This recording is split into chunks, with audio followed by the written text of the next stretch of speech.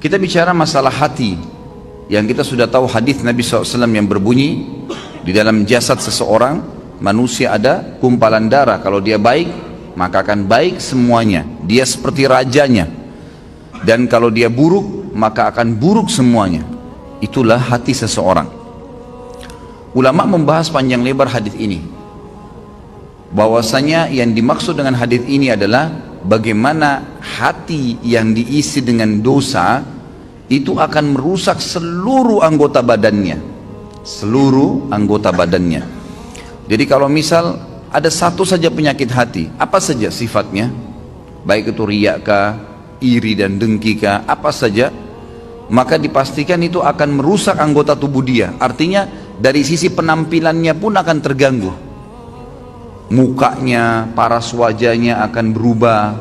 Orang yang biasa iri dan dengki, wajahnya beda dengan orang yang hatinya nggak ada penyakit iri dan dengki. Beda. Memang ada cahaya-cahaya keimanan di situ di wajahnya. Tentu ini bahasanya besar kalau saya ingin bahas juga hubungkan dengan masalah ibadah. Tapi kita cukupkan dengan masalah penyakit hati yang memang dari penyebab anggota tubuh seseorang selalu terjerumus dalam dosa. Efek besar sekali terhadap hati yang diisi dengan kemaksiatan itu akan berpengaruh kepada fisik dia, dari rambut sampai ke kaki.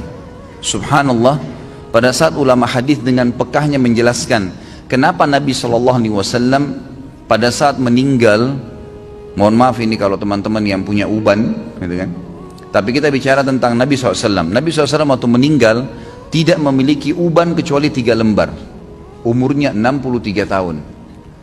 Ini mungkin kalau orang cuma baca sepintas, oh Nabi SAW memang tidak ada ubannya, tidak ada sesuatu yang penting bagi dia kalau dia tidak kaji lebih dalam. Tapi kalau kita kaji lebih dalam, sebagaimana sebagian ulama hadis, mereka mengatakan apa sebabnya Nabi SAW tidak memiliki uban kecuali 3 lembar di umur 63 tahun.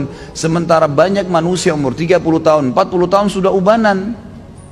Dan secara ilmiah terbukti uban itu datang karena banyaknya beban pikiran.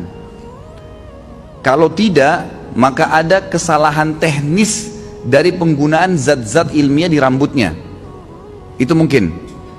Jadi kalau kayak sekarang gonta-ganti sampo mungkin atau apa saja, itu juga bisa jadi pemicu. Tapi umumnya orang yang selalu beban pikirannya banyak, apalagi kalau berhubungan dengan penyakit hatinya, iri dan dengki, selalu hasut dengan orang, kok bisa ya dia dapat jabatan, kok bisa ya dia punya mobil, kok bisa ya dia punya istri seperti itu, suami seperti itu ubannya luar biasa tuh. Mohon maaf kalau yang punya uban ya, saya bukan menyinggung.